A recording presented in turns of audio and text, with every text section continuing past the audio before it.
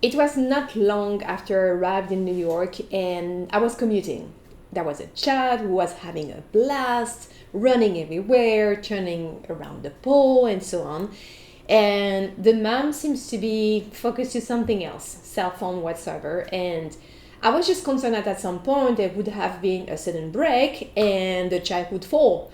So I said to the child, look, maybe you should sit next to your mom because in case there is a break, you could hurt yourself. And I received a massive backlash from the mom saying, mind your own business, right?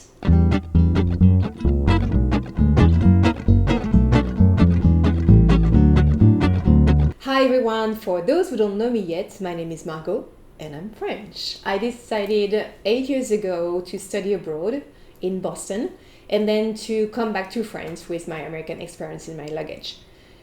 But I didn't.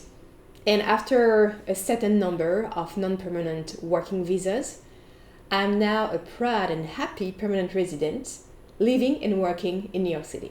This abroad life experience changed my life to the point that I can now not compare those two cultures anymore. Passing the first year's states where I still had my native references in me, I entered a twilight zone where I fully acknowledged that the culture I was embracing was different. Not better, not worse, just different.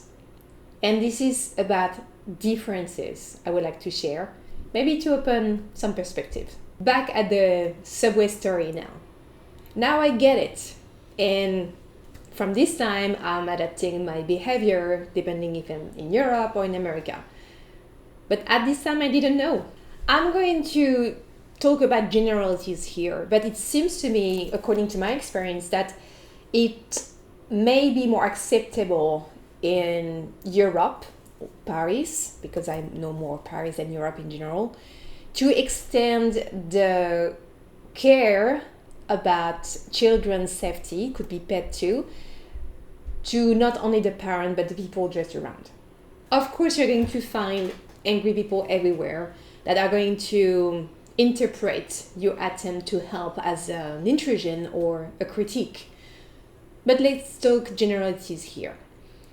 I don't know what this woman was going through at this time, but I also noticed that it's not the only time that I experienced a difference of perspective about the situation. For instance, some groups of European tourists in the subway talking to each other saying, hey, how the children are behaving here. They don't know they are in a public space.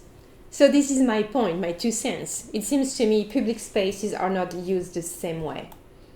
In America, it seems to me public spaces are places where people can express themselves freely, unless it's against the law. In a parallel world, in Europe or in France, that I know better than Europe in general, it seems to be public spaces are places where every person involved in the same space is responsible for keeping the harmony and the peace of it.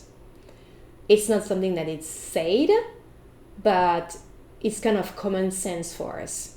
Therefore, yes, back to the subway story, I did care about the well-being of the child and my European side wanted to say something. But my now American self is fully aware that it was not completely my business. So now when I see a threat, I talk to the mom directly. Not saying that I get any backlash, but it's more acceptable. If you like this video, please give a thumb up, subscribe, and hit the bell button. What do you think about my observation? Do you think it's more a big city thing or cultural thing? Let me know in the comment section below. Next episode, let's talk about cliches about French people that make French people uncomfortable. As an example, somebody asked me once, are you married? And I said, yes, I am.